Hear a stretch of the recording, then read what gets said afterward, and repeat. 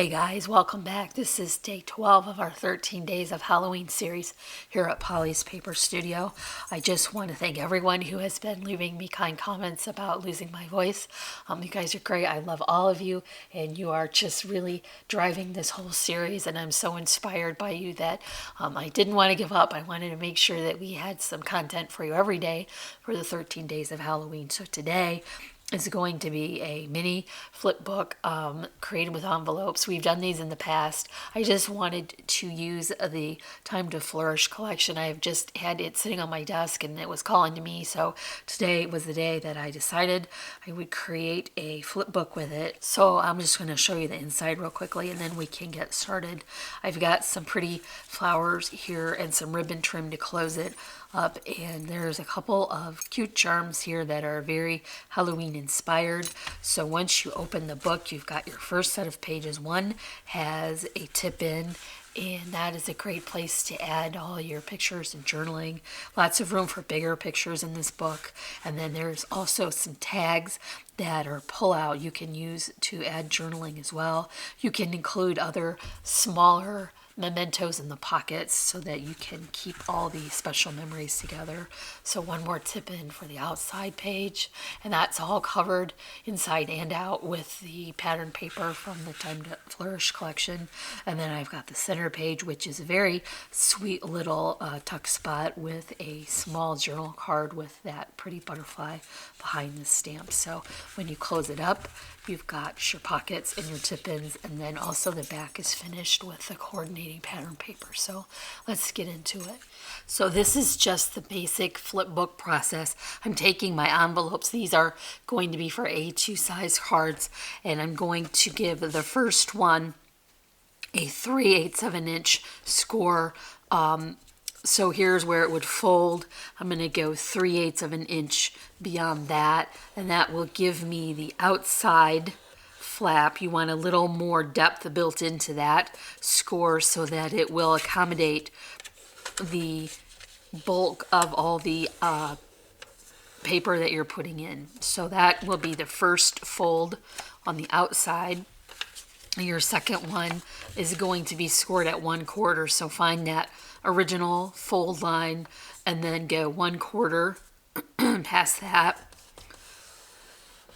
Your third envelope does not need to be scored if you are just using it inside and not creating a flap. So we're going to just use that one as is, but we'll seal it up with some score tape, and then we can begin to build this book base. If it helps you to use a straight edge to keep all these pieces lined up, that would be great. For this purpose, I can just line it up here with the score into my paneling that I use for my videos, and I'm just going to add to that score tape here. It doesn't hurt to go all the way around.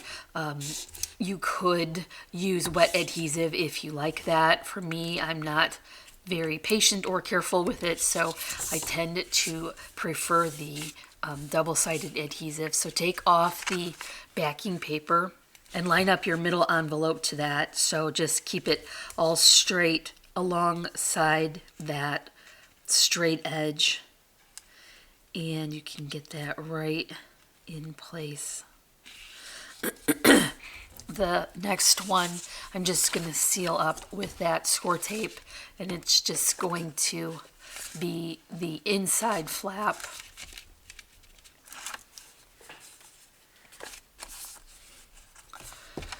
And then add it here to your second envelope flap.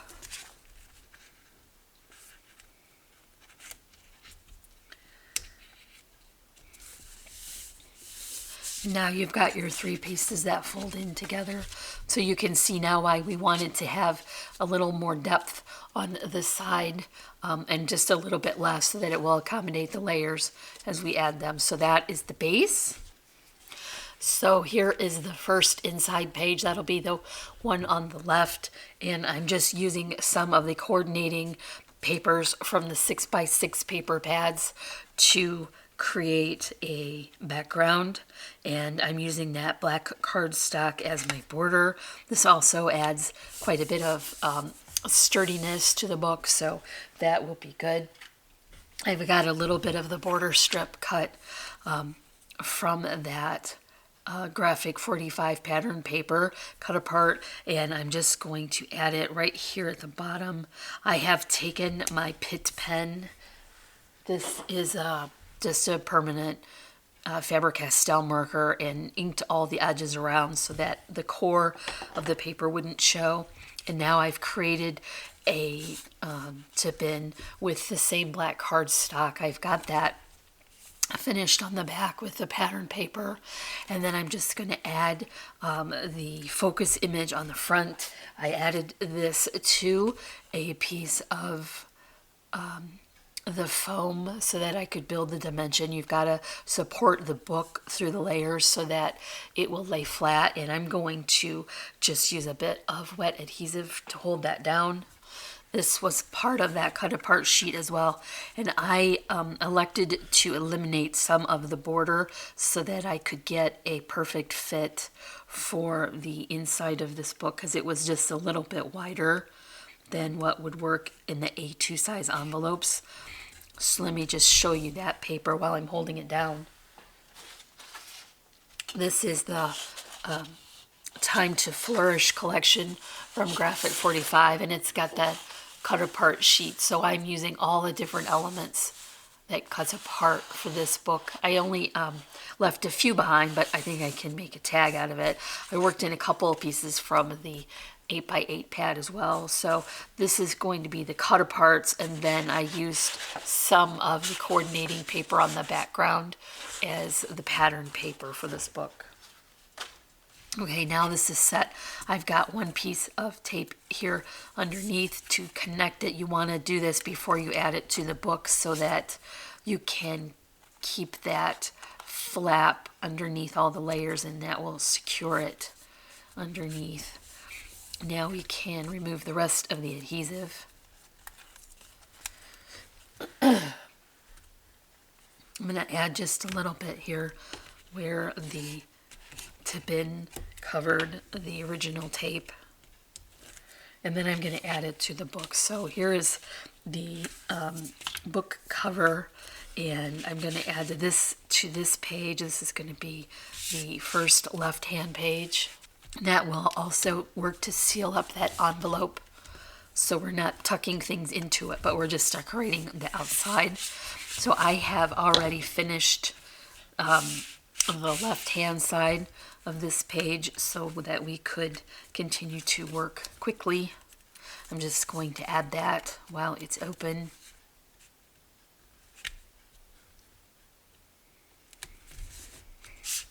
Okay, so now we want to add one more last detail to this tip-in, and that is going to be this cute little sentiment. I put that right here just as an accent to that card. We're still working with that black cardstock, and that is just going to go in the center. Now remember, you've got a very thick score line on either side, so you want to make sure that you line it up right in the middle of that center portion of the envelope. So back in with that 6x6 pattern paper. That is going to be kind of a secondary border for this page because I brought in the larger calendar sheet, and that is going to be a great place to add some journaling. That is easy to read because the background is light enough to be seen. So I'm just going to center that and add it as well.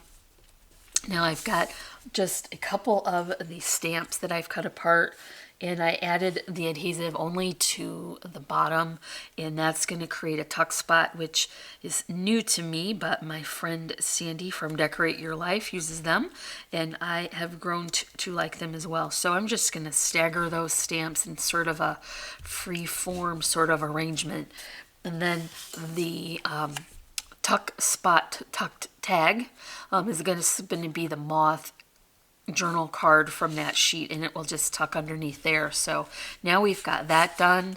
I'm going to finish this page, which will be here when it's folded.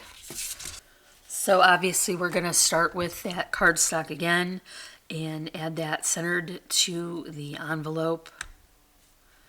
and then top it with the pattern paper. This is from that 6x6 paper pad again. I like the smaller scale for the backgrounds so that the focal images don't compete with it. You can see now that we're adding lots of layers, and that will help to make this book very sturdy and chunky, which is exactly what you want for a mini album. So I've got another piece of that 8x8 paper pad, and I left the border strip on the tag itself and then clipped the sides so that I could create a pocket. And I just want to add adhesive to the outside and the bottom so that I can tuck the tag underneath it. It's pretty wide, so you just want to make sure that you have it centered left to right, and that way you'll know you've got it on straight. It just is nice to hold it down just briefly so that you know that you're getting a good glue adherence. And then I'm just going to tuck this into, this is part of the smaller paper pad, and that is a cute little element to tuck in the pocket. But now the trouble is we've got October here and October there, so I'm just going to cover that with another piece of that cut apart sheet. And I think it's cute to bring that orange over on this side, so when it's closed up you've got the different smaller sentiments that work together on the different pages. So now this I know is going to be the back, and I just have part of that pattern paper trimmed and matted with a black cardstock, and I'm just adding that here so that I can make sure it's nice and finished all the way around. So that was a nice place to add the larger image from the pattern paper. All right, so when you start to fold it, you can see you've got those two sentiments together, and then here is a nice pocket for that. Now we can work on the cover. When you are adding a ribbon closure, this is the time you want to bring it in because you want to sandwich it between the layers of paper. So I'm just going to kind of give it a loose measure here and make sure that you're leaving a generous amount of ribbon because it does take quite a bit to tie a nice generous sized bow. So now that I've got that where I want it, I'm just going to top that page with a little bit of wet adhesive because I know that will hold that plaid ribbon in place while we add the next layers. So I'm just gonna tap that in, and that will hold that securely. So here's that black cardstock one more time. I'm using 110-pound cardstock for this, by the way, and I think that is really helping to make it bulky and more sturdy. Now I'm topping that with a journal card cut apart. I cut off the border because I wanted to butt it right up against the top. It was too wide to have the whole thing showing, so I wanted to take it off of all the sides. That way it didn't look unintentional. And now I've got the other October piece from the larger paper pad, and that is just going to be a nice border here. And before I add the embellishments to the top, I'm going to bring in the trim for the side. I've got a nice ribbon here with some charms that are Halloween inspired, and then I've got just a little bit of a bow with a vintage button on top. So I've got my first bow tied around. I wrapped that ribbon around the spine, and I just tied it up at the top with that ribbon, and I'm going to add the charms sandwiched between that and then top it with the second larger bow with a button. Okay, so I've got that sandwiched into place and adhered to the spine. You see this is really cool stretchy cord I found at our local Dollar General. It's listed as a stretch cord. I think it's meant for beading, and I really was inspired to try this because I was hoping that it would be very stretchy but not breakable.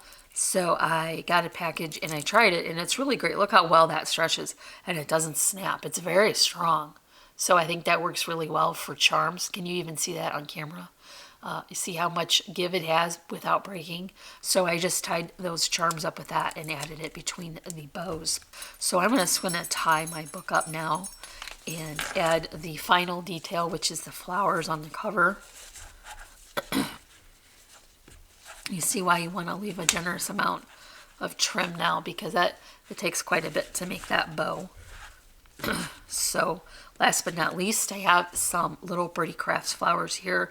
This is trim, by the way, from Really Reasonable Ribbon, and I'll leave links in the description below if you want to check that out. But I've just got 3 coordinating flowers here, some purple twine bows added in, and then I left the leaves on that came with the flowers, so that was pretty easy, and that just kind of frames out that pumpkin image in the background, and that worked out really well.